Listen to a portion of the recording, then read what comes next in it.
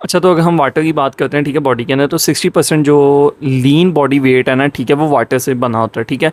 इस 60% जो lean body weight है, ये क्या है, ये वाटर है। इसमें से जो 2/3 यानी 2/3 है वो intercellular and 1/3 is extra cellular, ठीक है। और इस टोटल वाटर में से जो 5% है वो is in blood plasma, okay हो गया, ठीक है। 1/3 एक्स्ट्रा सेलुलर और and 5% is in blood plasma. उसके बाद बात करते हैं इफ्यूजन्स क्या होता है। जो collection of extra vascular fluid in body cavities. Effusion क्या है, कलेक्शन हो जाए किसकी, एक्स्ट्रा वेस्कुलर फ्लूइड की बॉडी कैविटीज़ के अंदर। जैसे ल्यूल कैविटीज़ के अंदर अगर हो जाए कलेक्शन, उसे कहते हैं हाइड्रोथोरेक्स। अगर पेरिकार्डियल कैविटी के अंदर कलेक्शन हो जाए, उसे कहते हैं हाइड्रोपेरिकार्डियम। अगर पेरिटोनियल कैविटी के अंदर कलेक्शन हो जाए, ठीक है, उसे कह देंगे हाइड्रोपेरिटोनियम या एसाइड्स, ओके। अच्छा, उसके बाद है एन नासार का एक टर्म है, ठीक है। ये क्या है, profound swelling of subcutaneous tissue and accumulation of fluid in body cavities. क्या है, प्रोफाउंड स्वेलिंग हो जाए किसकी, सबक्यूटेनियस टिश्यू की, वो सूज जाए, ठीक है, वहाँ सूजन हो जाए और उसके अंदर क्या जमा हो जाए, फ्लूइड्स बॉडी कैविटीज़ के अंदर हो जाए, ठीक है। और ये क्या है, सीवियर जनरलाइज्ड एडिमा की एक टाइप है, ठीक है। सीवियर जनरलाइज्ड एडिमा ही है ये, ठीक हो गया।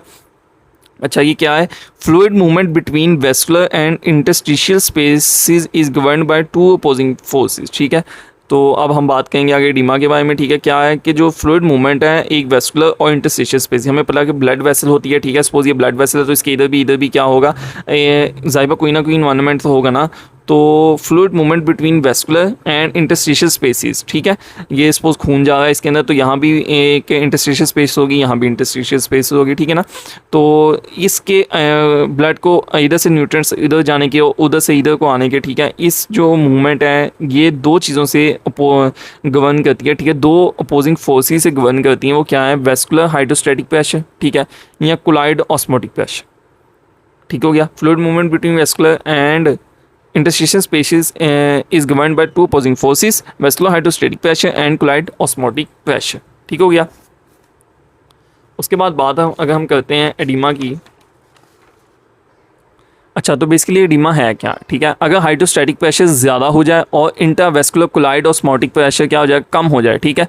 तो वेस्कुलर परमिएबिलिटी या ज़्यादा हो जाए, ठीक है, तो ये क्या करता है, ये एडिमा काज करता है। अच्छा, एडिमा आ गया दो टाइप्स का, एक प्रोटीन रिच एक्सुडेट है, एक प्रोटीन पुअर ट्रांसुडेट है, ठीक है। अगर हाइड्रोस्टैटिक प्रेशर ज़्यादा हो जाए, इंटरवेस्कुलर कोलाइड प्रेशर ये कम हो जाए, ठीक है, तो ये क्या बनेगा, प्रोटीन पुअर ट्रांसुडेट। अगर वेस्कुलर परमिएबिलिटी ज़्यादा हो जाए यानी इन्फ्लेमेटरी एडिमा हो जाए, तो ये क्या होगा, प्रोटीन रिच एक्सुडेट, ठीक है।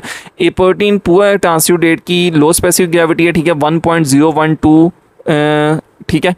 और जो इसकी है, इसकी स्पेसिफिक ग्रेविटी ज़्यादा होगी, 1.020 से ज़्यादा होगी, ठीक है। इसकी 1.012 से कम होगी, इसकी 1.020 से ज़्यादा होगी, ठीक है। दो तरह का एडिमा हमने बात की, हाइड्रोस्टैटिक प्रेशर ज़्यादा हो जाए, इंटरवेस्कुलर कोलाइड ऑस्मोटिक प्रेशर कम हो जाए, ठीक है, तो प्रोटीन पुअर होगा, ठीक है। और लो स्पेसिफिक ग्रेविटी इसमें कम होगी, 1.012 से कम होगी। उसके बाद है वेस्कुलर परमिएबिलिटी ज़्यादा हो जाए, ठीक है, यानी इन्फ्लेमेटरी एडिमा हो जाए, तो प्रोटीन रिच एक्सुडेट होगा और स्पेसिफिक ग्रेविटी उसकी ज़्यादा हो जाएगी, 1.020 से ज़्यादा हो जाएगा, ठीक हो गया। अच्छा, काजेज़ क्या है एडिमा की, काजेज़ क्या है, हाइड्रोस्टैटिक प्रेशर ज़्यादा, प्लाज्मा ऑस्मोटिक प्रेशर कम, लिम्फेटिक ऑब्स्ट्रक्शन हो जाए, सोडियम रिटेंशन हो जाए, इन्फ्लेमेशन हो जाए, यानी सोडियम बॉडी के अंदर ज़्यादा हो जाए, लिम्फेटिक यानी लिम्फ के जो लिम्फ फ्लो है उसके अंदर ऑब्स्ट्रक्शन आ जाए, रुकावट आ जाए, और या इन्फ्लेमेशन हो जाए, ठीक है। हाइड्रोस्टैटिक प्रेशर क्या है, इम्पेयर्ड वीनस रिटर्न की वजह से भी ये ज़्यादा हो सकता है, आर्टिकुलर डायलेशन की वजह से भी एक किस्म का ज़्यादा हो सकता है, यहाँ ये इसके आगे फैक्टर्स हैं, ठीक है। तो अच्छा, उसके बाद बात करते हैं हम हीमोरेज की, ठीक है। Extravasation of blood from the blood vessel due to damage to blood vessel, defective clot formation, ठीक है।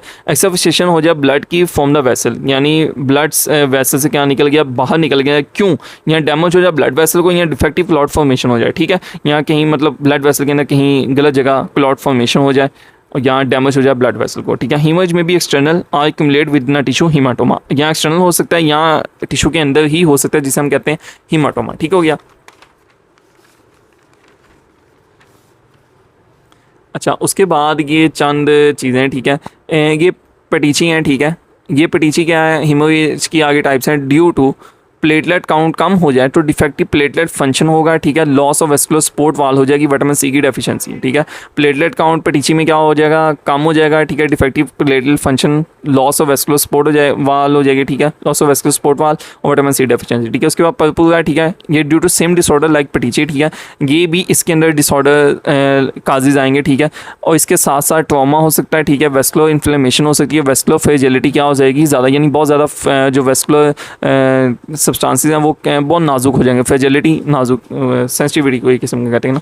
अच्छा, यानी जल्दी वहाँ मतलब कि कोई डिफेक्ट हो सकता है, वहाँ जल्दी जल्दी कोई चीज़ वो टूट के ब्लड